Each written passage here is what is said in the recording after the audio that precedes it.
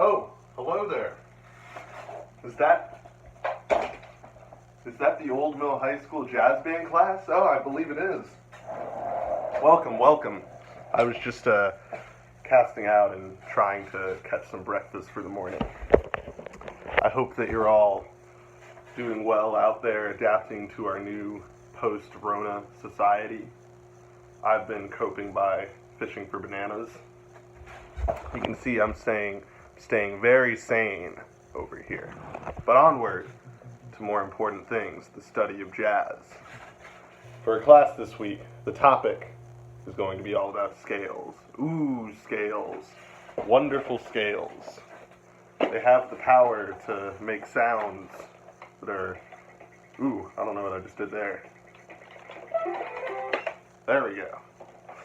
The scales, they have the power to make sounds that are both beautiful and kind of demented.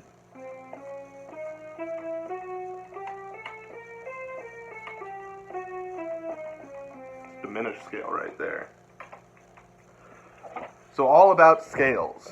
So let's get into actually explaining what's going to be due this week and what's required of you, alright? So you're actually going to be turning in 2 different things this week.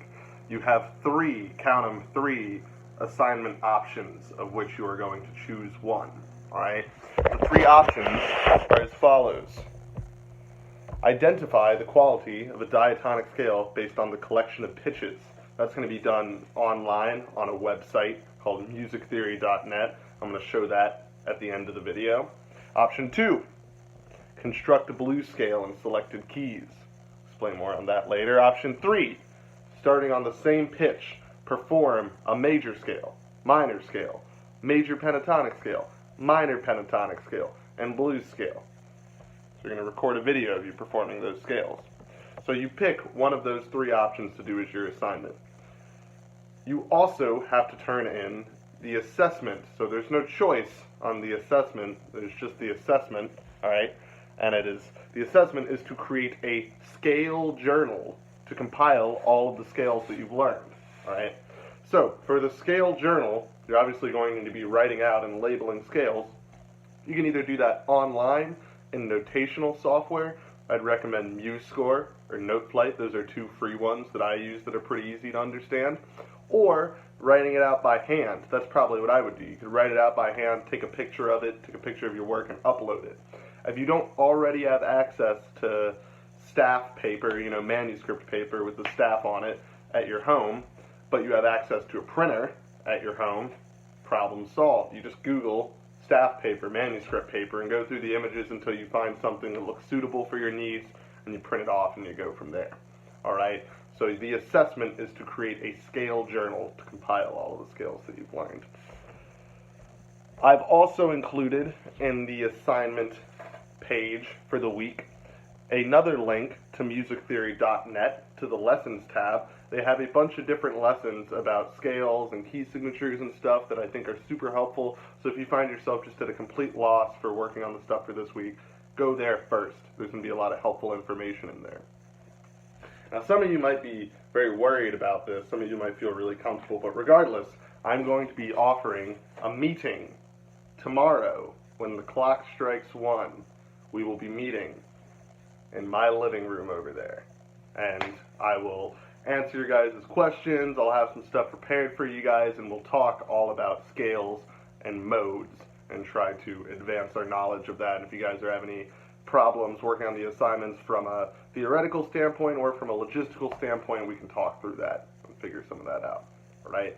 So that's most of what I have to tell you guys in this video. It's going to be pretty simple for this week, but I did want to explain option 1 of your assignment in more detail and show you some of what that looks like. So option 1 was identify the quality of a diatonic scale based on the collection of pitches.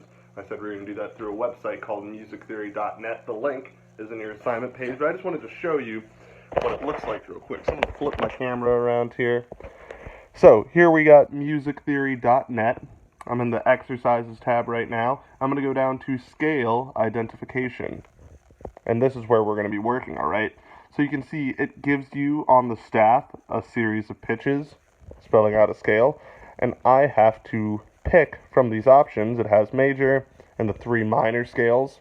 I have to pick the correct option, alright? And I can see that this is a G major scale. And it even plays it for me at the end. And then it's going to move on and give me a new scale. And here's my new scale, alright? So, what I want from you guys for this is also detailed in the assignment, is I want you to complete 15 exercises. I want you to do this exercise 15 times and get a minimum score of 80%, alright? Let's say that I'm going through this exercise and I am just flubbing it up. I'm just completely destroying it, and there's absolutely no chance that I'm going to get an 80%. Oh no, 6 out of 13, not doing so well. Well, thankfully there is a solution. If I go over here, I can go to this little ellipses tab over here, reset score. Bada bing, bada boom, back at the beginning, alright? This is also where you are going to go to share your results with me so that you can prove that you did it. Under Show Progress Report under the ellipses tab, right here, you have to sign the report. You type in your name. Mr. Brown. And then it'll come up with a link. You'll copy the link and you'll post it in Google Classroom, and I will check it from there, alright? Now, there are a couple of other things you can do with this application. If you go up to this Gear tab, right here, you can change the clef. So for all our bass clef friends, you can change over to bass clef right there.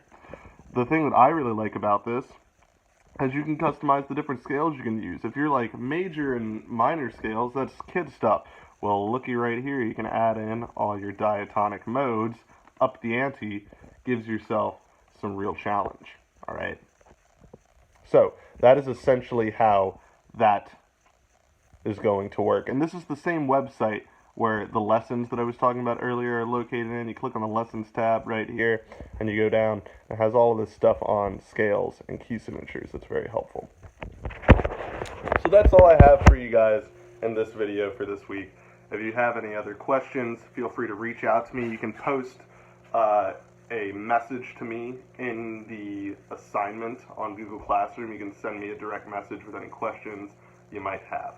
Alright, so, hope you guys are all doing well in our post-Rona society. I will see you tomorrow, Wednesday, April 15th, when the clock strikes 1. Adios.